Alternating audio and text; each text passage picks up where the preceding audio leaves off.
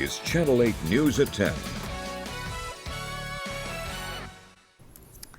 Good evening and thank you for joining us. I'm Alexis Koneski. The name Gabby Petito is everywhere lately. The young woman from Florida who has gone missing while on a cross-country road trip with her boyfriend. Law enforcement have been scouring Grand Teton National Park in Wyoming, where she was last seen. Today, the FBI with new information. They say remains were discovered in that area that are consistent with Gabby's. ABC's Andrew Dimbert has more.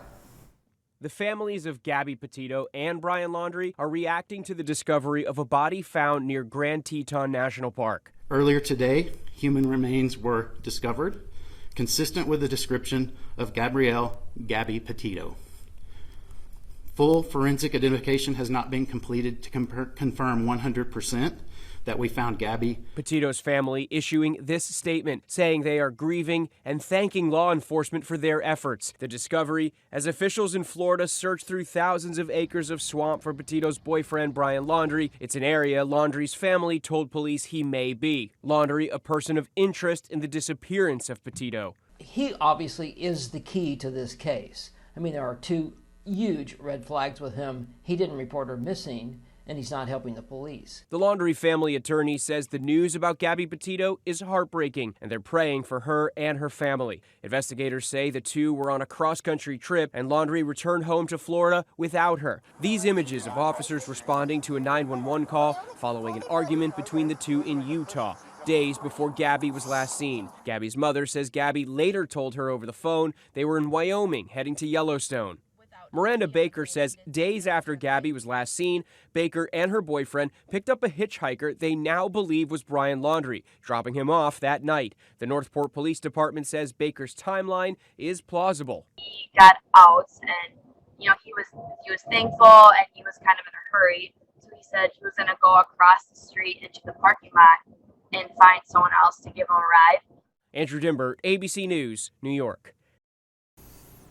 Yeah, this case is developing by the hour. We will keep you updated as new information is released. Now, the Lancaster County Sheriff's Office is investigating after a large fight broke out Saturday during the opening night of Roca Scary Farm Haunted Attraction. LSO says around 11 o'clock last night, several dozen juveniles started fighting at Roca Berry Farm. Authorities said multiple people were assaulted during this fight, including a 13 and 14-year-old girl, who were both treated at a local hospital with minor injuries. LSO did not specify what led up to the fight, but the investigation is ongoing. If you have any information on this incident, you're encouraged to call the sheriff's office. Now, a lot of dancing, history, and fun was had at the Harvest Moon Festival tonight to celebrate the end of summer. Channel 8's Jael Pimbrick joins us live in studio with more. The Asian Community and Cultural Center brought over 30 businesses and organizations to Antelope Park, celebrating world culture in Nebraska and the end of autumn harvest.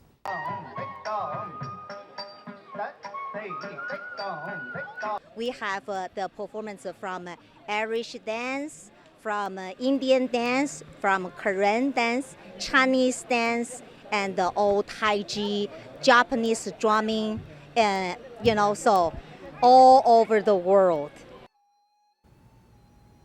Dancers, music, food, and more were all shared as hundreds gathered at Antelope Park for the Harvest Moon Festival. Paper lanterns could be bought and Asian games learned. Performers presented many forms of art, including drumming. It's my mother's heritage, so getting to play taiko is just carrying on a Japanese cultural art that I love. So this was one of the biggest crowds that I've seen, so that was really special. Again, being able to get together after the last year.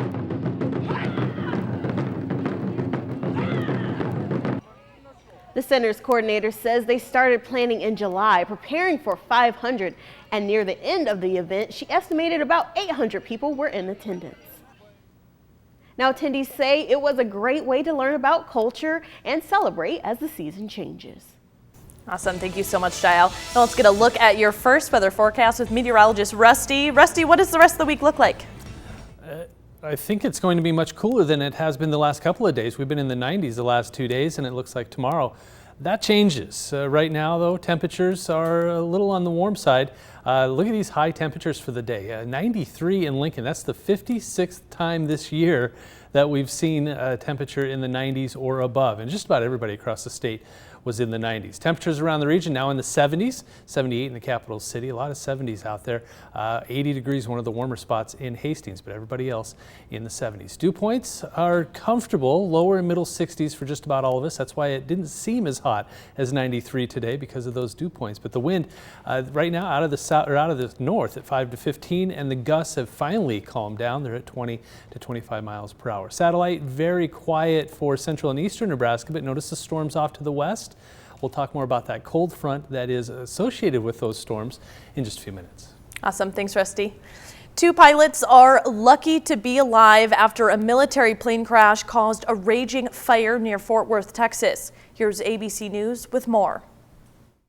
Tonight, a terrifying scene outside of Fort Worth, Texas. Y'all, a plane just crashed into all of those houses. A Navy plane crashing into a residential neighborhood in broad daylight shortly after 11 a.m. People jumped out of the plane with parachutes. Oh my gosh.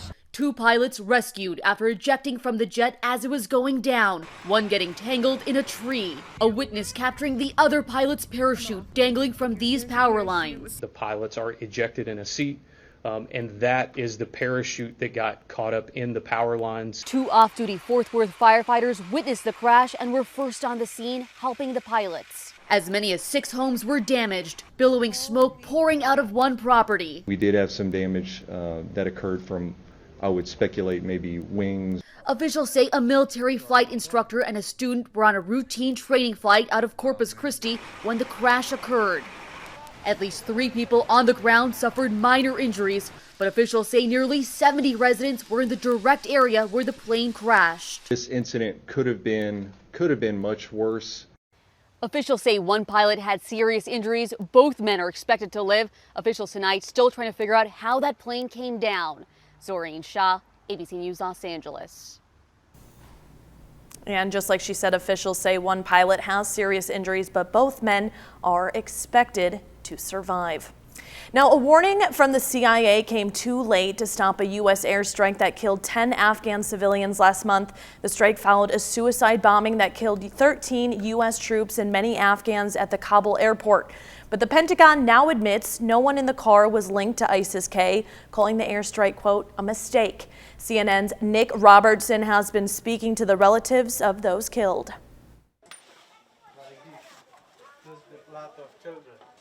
This is the blood of the children up here? Yeah. Imal Ahmadi shows me his family's shattered house. It's just heartbreaking to see this now. And to know that they say that it was just a mistake. Yeah, that's a big mistake of you. This house is black. You know about it, yeah? No one has had the heart to clean it up since the drone strike 3 weeks ago. They are all of them innocent. Like my cute daughter that I can't forget her. She was so lovely for me that, I remember all of them. The Pentagon's late admission, though, that his brother Zimari was not an ISIS terrorist, something positive. The USA has proved that they are targeted innocent people. Because of that, I'm so happy about this news.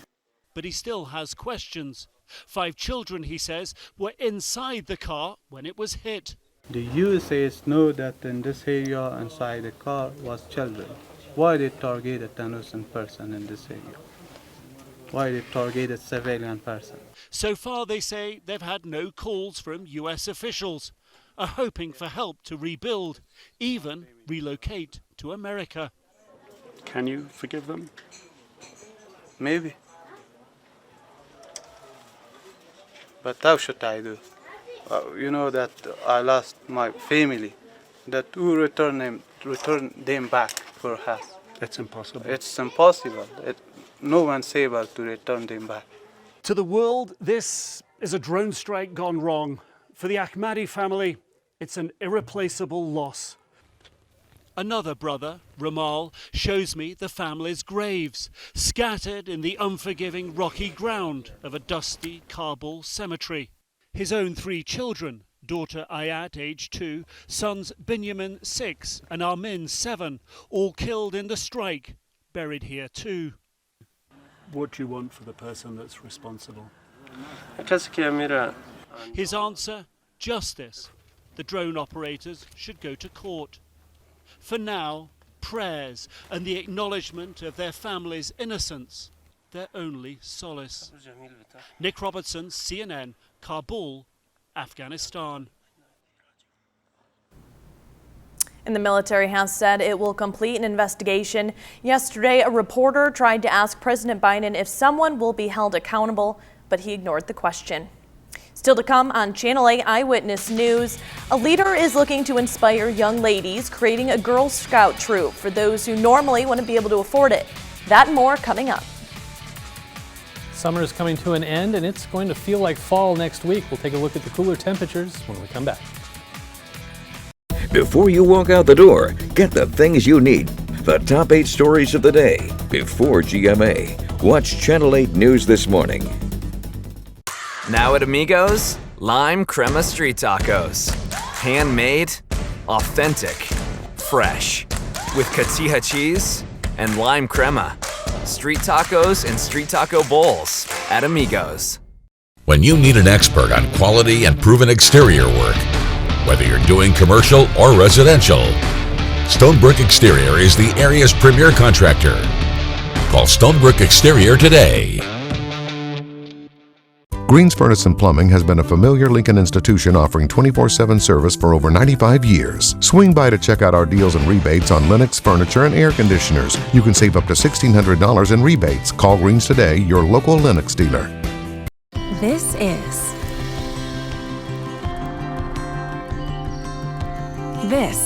is Iowa. We just haven't been properly introduced. Say hello to the place where rolling hills meets low bills, where our fields, inside and out, are always growing, and where the fun is just getting started. This is Iowa. So, when are you coming to see us?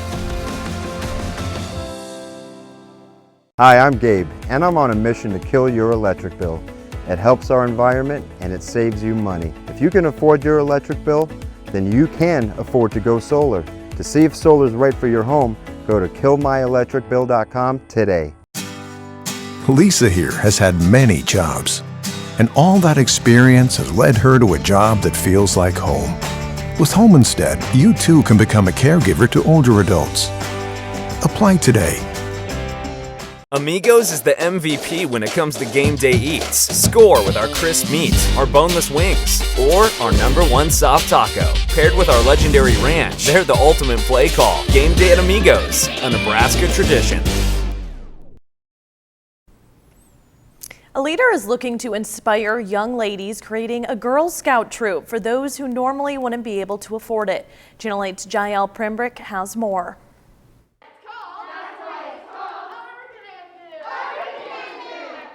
One Girl Scouts troop leader wants every local girl to feel accepted and not let income hold back young local girls from joining. And outreach helps girls with financial barriers have access to everything that a traditional Girl Scout would do. There's no cost associated with coming to the community troop. She adds if families can't afford field trips or dues, it can make one feel left out. But in this troop, no girl will be left behind as they do all activities and trips together. Everything we do is centered around girl leadership. So if you are a girl in grades kindergarten through 5th grade, you can come here one Sunday a month, learn something new, have fun with your friends, learn what you're good at. Learn what you're not good at, because that's important too. You should really come to Girl Scouts, it's super fun. She points out in the pandemic, kids miss that face-to-face interaction, and in their monthly meetings, the girls get to be involved. A mother says it's worth it to see her daughters light up. My daughters are so alive when they come. They're bright-eyed, you know, and they're excited, and that's what life is about and growing together. Her daughter says she has gained 3 friends and likes making new things. It's a fun place, and at my house, there's really nothing really to do. I like coming here because there's stuff to do to have fun. Reporting in Lincoln, Jael Pembroke for Nebraska's trusted news source.